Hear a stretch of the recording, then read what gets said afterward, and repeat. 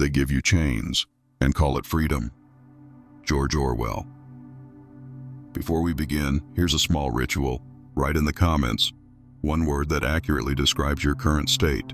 Sign it, and let's get started. From the first breath, a person is gently but firmly placed in a web of expectations. You must be good, obedient, useful.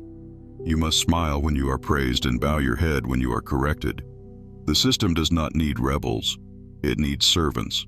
It needs people who will silently carry the weight of invisible obligations. A child learns early that love is conditional. When you behave well, you are rewarded. When you misbehave, you are punished or ignored. So you adapt. You learn to read faces, predict moods, feel where the wind is blowing. You shape yourself like soft clay, bending to fit the mold. And with each small compromise, you move further away from yourself. The system is not a cold machine of iron and wires. The system is inside people. It lives in the glances of teachers, the advice of parents, the laughter of classmates, the judgments of strangers.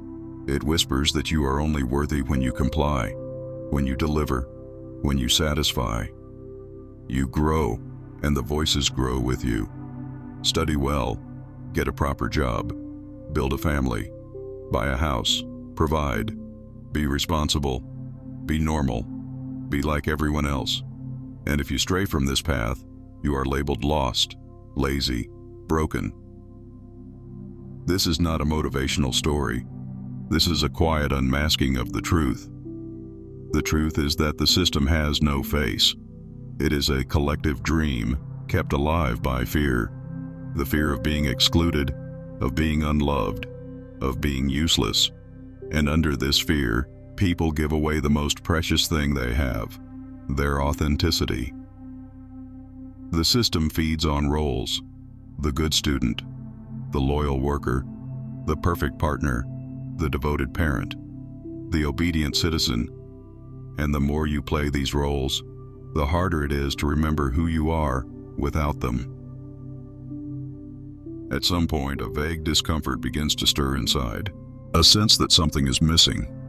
You have everything you were supposed to achieve, but joy slips through your fingers.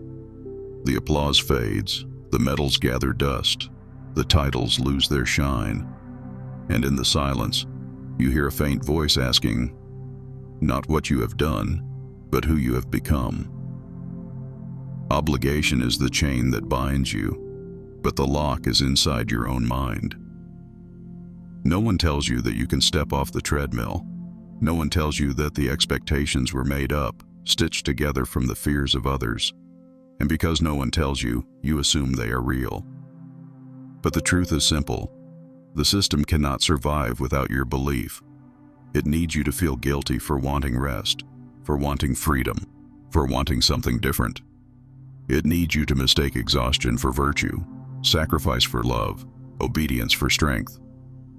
The greatest lie is not that you owe the system. The greatest lie is that the system defines your worth. You were not born to fulfill a script. You were not born to carry a flag that is not yours. You were not born to endlessly prove your value. Somewhere inside, beneath the layers of conditioning, the real you is waiting. The part of you that remembers what it means to be free. The part that knows that joy is not earned, that love is not a reward, that peace is not a prize. The system is clever. It knows how to cloak itself in virtue, duty, responsibility, sacrifice.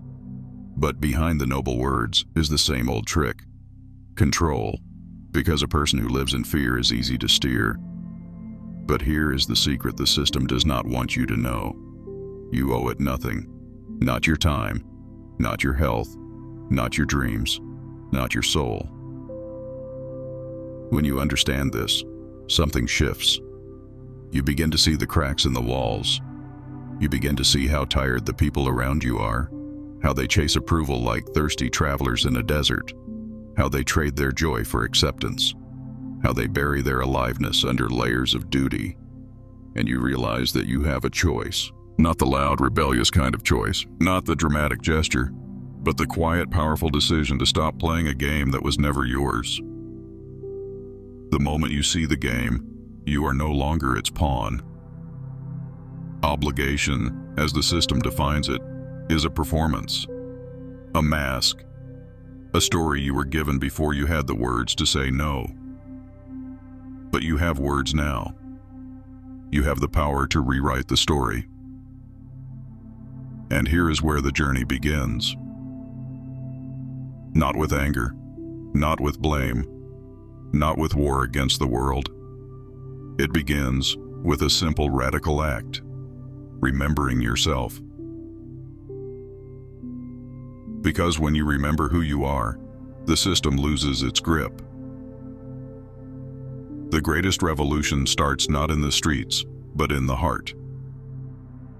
And when one person dares to be real, to step outside the script, to live without apology, it sends a quiet ripple through the world. A reminder that freedom is not given, it is taken. The first crack in the armor is the realization that you owe the system nothing. And once you know this, you can never unknow it. The journey has already begun. As a child, you come into the world open, raw, shining. You laugh when you are joyful, cry when you are hurt, reach out when you are lonely. You are not yet divided. But it does not take long before you realize that some parts of you are welcome and some are not. You notice that when you are too loud, they tell you to be quiet. When you are too curious, they tell you not to ask. When you are too wild, they tell you to calm down. Slowly, you begin to shape yourself around what others expect. You learn to play small to be loved, to dim your light so it does not blind. The shadow is not evil. It is simply the part of you you were told to deny. It holds your wildness, your rage, your tenderness, your hunger, your truth. It holds all the things you learned to push away so you could belong. Imagine a child standing before a mirror. At first, they see everything: their laughter, their tears, their anger, their wonder. But one by one, pieces are erased. The mirror becomes selective. Only the polite smile remains, the obedient nod, the practiced silence. And over time, the child forgets what was lost. The tragedy is not that we have a shadow. The tragedy is that we believe we are only what we show. We become actors in a play we did not write, speaking lines we did not choose, wearing costumes that do not fit. The system teaches you to fear your shadow. It tells you that your anger will destroy, that your grief will consume, that your desires will corrupt. And so you push them down, you lock them away, you pretend they are not there. But what is denied does not disappear. It waits, it watches, it whispers in the dark. The more you run from your shadow, the stronger it becomes. It shows up in the cracks, in the resentment you feel toward a partner, in the envy you hide from a friend, in the exhaustion you carry to work. It leaks out in addictions, in distractions, in the restless search for something you cannot name. To meet your shadow is to reclaim your life. It is to stand at the edge of your own pain and not turn away. It is to say, yes, this is mine. This anger is mine. This hunger is mine. This longing, this sadness, this fire, all mine. It takes courage to look into the mirror and see the whole picture, to admit that beneath the good child, the good worker, the good partner lives a wild, untamed self who has been waiting to be seen. But here's the paradox. The shadow is not your enemy. It holds the very energy you need to come alive. Your anger is the root of your boundaries. Your grief is the well of your compassion. Your desire is the fuel of your creativity. Your fear is the door to your power. You were taught to split yourself in two, the acceptable and the unacceptable, the light and the dark, the praised and the punished. But wholeness is not about choosing one over the other. It is about bringing them back together. The system thrives on your division. It thrives when you are cut off from your own depths, when you police yourself, when you carry its judgments inside your own mind. But the moment you turn inward, the moment you begin to question the script, the system trembles. There is nothing more dangerous than a person who has made peace with their own shadow. Because such a person cannot be controlled. They do not fear their own power. They do not shrink before disapproval. They do not trade authenticity for safety. Picture this: a person standing at the center of a storm, arms open, face lifted to the sky. Around them, the winds of expectation, judgment, and fear rage and howl. But they stand, rooted, unshaken, because they have nothing left to hide. The shadow, once integrated, becomes your ally. It no longer pulls at you from the edges. It walks beside you, giving you strength, depth, resilience. You become whole not by eliminating your darkness, but by including it. To live divided is to live in exile from yourself. To live whole is to come home. This is the quiet revolution, not the overthrow of governments, but the reunion of the self. You do not need to be perfect. You do not need to be pure. You need only be real. The world tells you to polish, to edit, to filter, but your liberation begins the moment you stop performing. There is a light that only shines through the cracks. There is a wisdom that only comes from the wound. There is a strength that only rises when you no longer pretend to be weak. The system will call you selfish when you turn inward. It will call you rebellious when you stop complying. It will call you dangerous when you become whole. Let it. Because the price of approval is far too high when it costs you yourself. You are not here to be a perfect citizen of a broken world. You are here to remember what it means to be fully, unapologetically alive.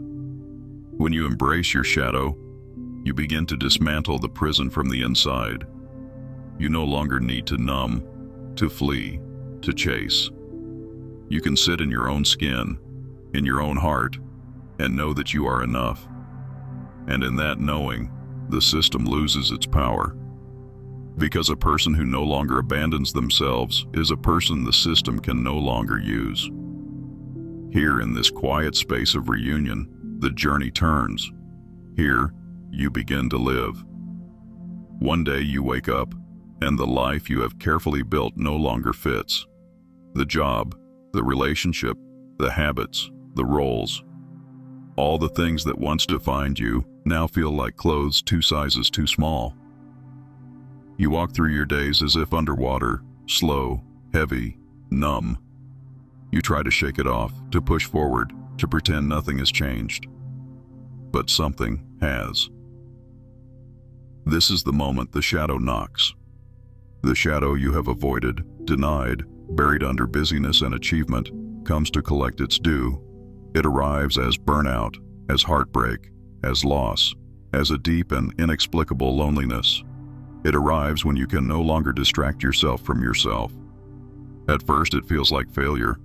You look at your life and wonder where you went wrong. You question your choices, your strength, your worth. You imagine that everyone else has it figured out, that you alone have fallen behind. But beneath the shame, beneath the confusion, a deeper truth waits. This is not the collapse of your life. This is the collapse of your false life. The roles you have played, the masks you have worn, the scripts you have followed, they are breaking down. And though it feels like loss, it is actually a door. To walk through this door, you must turn toward what you have feared. You must sit with the grief you have outrun, the anger you have swallowed, the longing you have silenced. You must face the truth you have spent a lifetime avoiding. It is in this raw and broken place that the real meeting happens. The shadow is no longer a distant concept. It is in your chest, in your throat, in your dreams. It speaks to you in the sleepless nights, in the tears that rise without warning, in the restless ache you cannot explain. It asks you to stop running. This is the moment when many turn back. They reach for distractions, for fixes, for anything that will pull them away from the edge. But those who stay, those who dare to face the mirror, discover something extraordinary. The shadow does not come to destroy you. It comes to reunite you with the parts of yourself you left behind. The grief carries your tenderness. The rage carries your power. The loneliness carries your longing for truth. The fear carries your desire to live fully. You begin to see that the breakdown was never punishment. It was initiation. The world tells you to fear the dark, but the dark is where seeds break open. The dark is where roots grow. The dark is where transformation begins. You learn to sit with what is uncomfortable.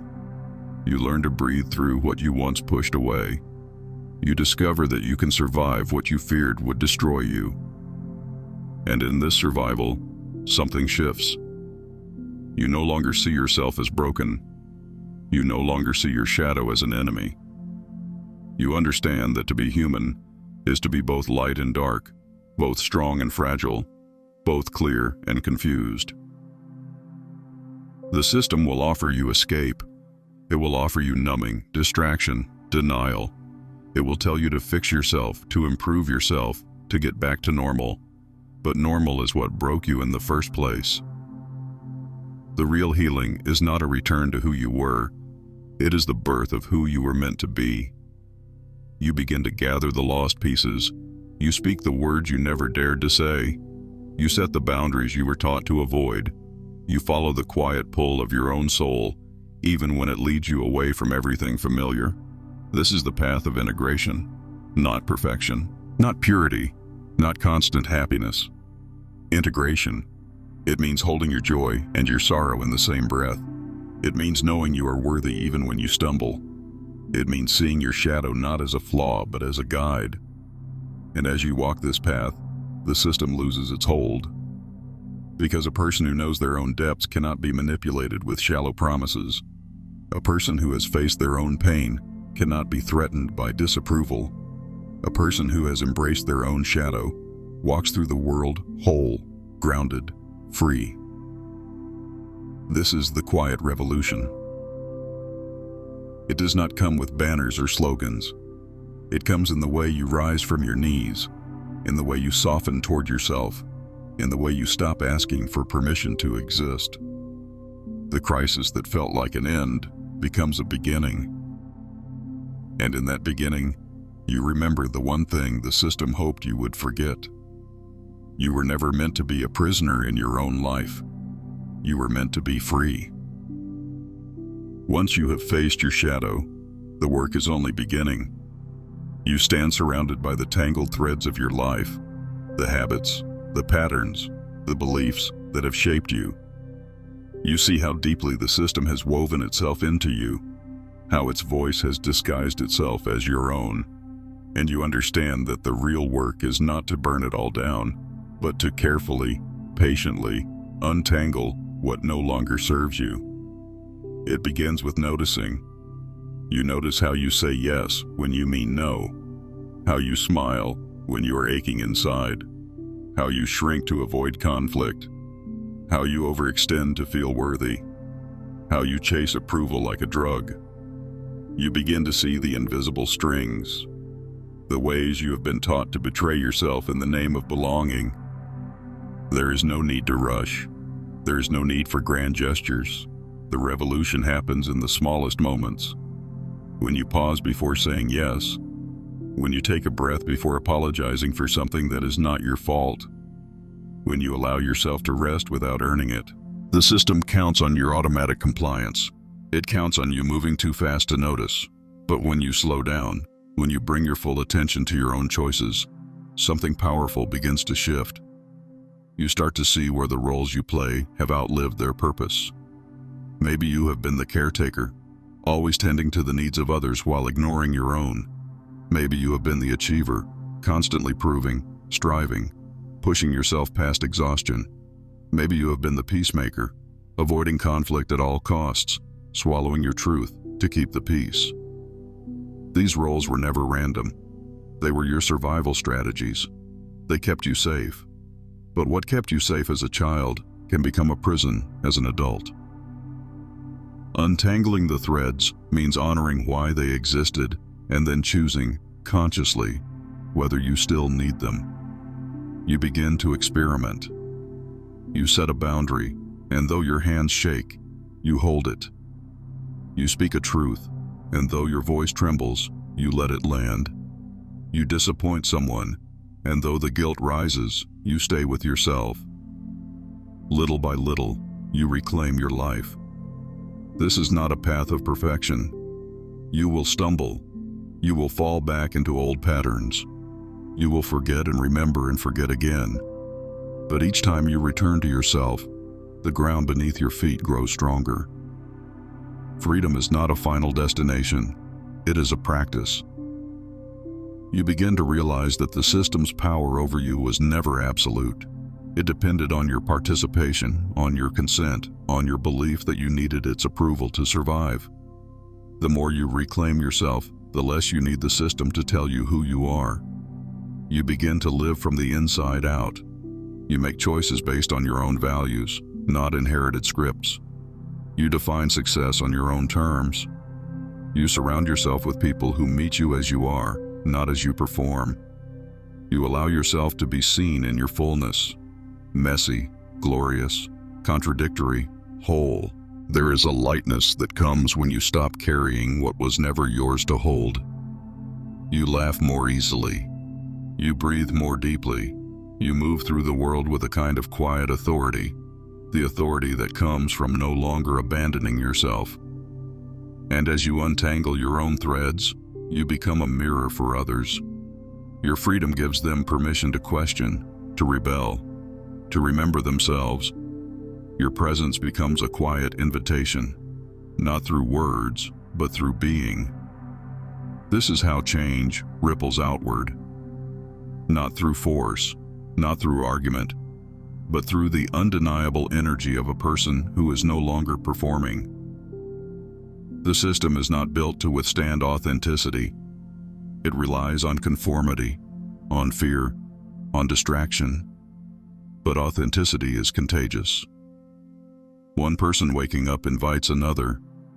One person stepping out of the script creates a crack in the collective trance.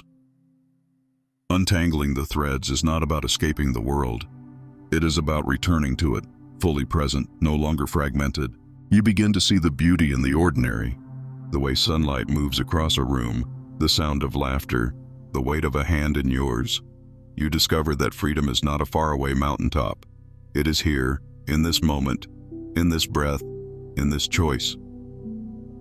And the greatest gift of all, you learn that you can belong to yourself, not to a role, not to a title, not to a performance, to yourself. The system may not change. The world may not suddenly become softer, kinder, more just. But you have changed, and that changes everything. From the start, you were taught that power belongs to the loudest voice, the firmest hand, the one who commands the room. You were told that power is control over circumstances, over people, over outcomes. You were led to believe that power is something you must take, conquer, or win. But true power is something altogether different. True power is the quiet, steady current running beneath the surface. It is the unshakable knowing of who you are beneath the noise. It is the ability to stand in your own center, no matter how the winds howl around you. The path of power begins when you stop looking for permission. You realize no one is coming to save you, to crown you, to declare you ready. You stop waiting for the world to open a door and instead understand that the door has been within you all along. There is no ceremony for this moment. There is no applause. There is only a quiet shift inside, a turning toward yourself, a remembering of your own authority. This kind of power does not require domination. It does not need to prove itself. It does not rise from fear. It rises from alignment. When your words match your truth, when your actions match your values, when your choices reflect your heart, you become powerful. Not in the way of force, but in the way of presence. You walk into a room and people feel it, not because you are trying to impress them, but because you are no longer trying to hide. There is a clarity that comes when you release the need to perform. You no longer chase approval. You no longer shape-shift to fit in. You no longer dilute yourself to be palatable. Instead, you stand as you are. You speak what is true. You move from what matters. The system will call this dangerous. It will tell you to be careful, to stay small, to follow the script. It will whisper that you are too much, too intense, too difficult. And yet, this is precisely the path back to yourself. The path of power is the path of reclamation. You reclaim your voice, no longer silencing it to keep the peace. You reclaim your boundaries, no longer bending to be liked. You reclaim your time, no longer giving it away to what drains you. You reclaim your dreams, no longer apologizing for wanting more. Power is not found in perfection, it is found in permission. The permission you give yourself to be fully here, fully human, fully awake. You stop abandoning yourself for comfort. You stop betraying yourself for belonging. You stop deferring to the voices outside you and start listening to the voice within. There is an unmistakable force in a person who has come home to themselves. They are not louder. They are not harsher. They are not armored. They are clear. They move through life with a kind of grounded grace. They know what is theirs and what is not. They know when to speak and when to stay silent. They know when to hold on and when to let go. And because they do not need to control others, they are not easily controlled. The system cannot manipulate a person who knows their own worth. It cannot seduce them with false promises or threaten them with rejection. This kind of power is magnetic. It draws toward you what is real and repels what is false. It transforms not through force, but through presence. On the path of power, you begin to see that life is not a contest. There's nothing to win, no one to beat, no summit to conquer. There is only the unfolding of your own becoming. You let others be as they are, without needing to fix or change them. You let yourself be as you are, without needing to polish or hide. And in this space of radical acceptance, something remarkable happens. You stop living in reaction. You stop being pulled by every demand, every expectation, every fleeting approval. You begin to move from a deeper place, a place untouched by the noise of the world. The system thrives on chaos, on scarcity, on fear, but a person rooted in their own power becomes a still point in the storm. This is not the absence of challenge. This is not the absence of pain, but it is the presence of resilience, the presence of sovereignty, the presence of a self no longer up for negotiation. The path of power is not walked in a day. It is a lifelong unfolding, a gradual deepening, a continual practice of returning to yourself. And every step you take becomes a light for others. Not because you are trying to lead, but because you are willing to be real. Not because you have all the answers, but because you are no longer pretending. In a world of masks, authenticity is the most powerful force there is. And when you dare to walk this path, you become a living reminder that it is possible to be free, possible to be whole, possible to be fully alive, even in a system built to keep you small. It does not arrive with fanfare or fireworks. It slips in through the cracks, through the smallest moments of truth, through the soft rebellion of choosing yourself over the script you were handed. At some point, the search ends. Not because you have found all the answers, but because you have stopped abandoning yourself to look for them. You stop chasing the next approval, the next achievement, the next distraction. You stand still. You turn inward. And in that stillness, you realize that what you were searching for was never outside you. Freedom is not the escape from life. It is the deep, embodied presence within it. You begin to see the world as it is, not as you were taught to see it. The noise, the rush, the endless demands lose their grip. You no longer feel the pull to be everywhere, to know everything, to please everyone. You learn the art of enough. Enough work, enough rest, enough love, enough you.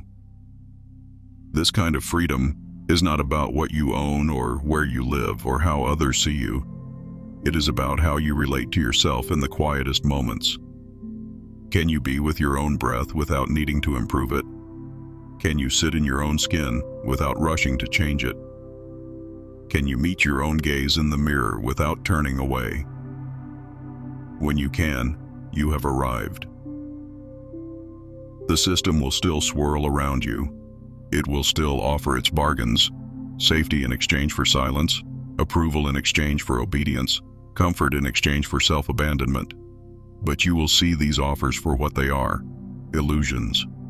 You will not need to fight the system. You will simply stop feeding it with your fear. There is immense strength in no longer asking for permission to be who you are, in no longer shrinking to fit the mold, no longer twisting yourself into the shape of other people's expectations. You learn to walk away when a room costs you your peace.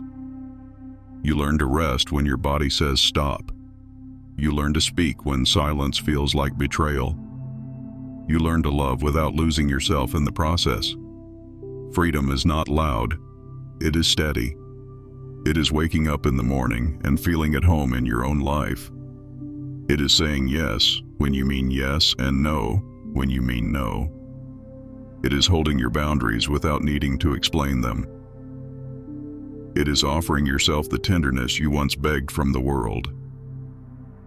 You begin to recognize the sacred in the ordinary: a quiet morning, a deep laugh, a hand on your back, a breath that comes easy. You realize that you were never meant to carry it all, that your worth was never tied to how much you could endure, that life was never about performance, but about presence. The world may not understand your freedom.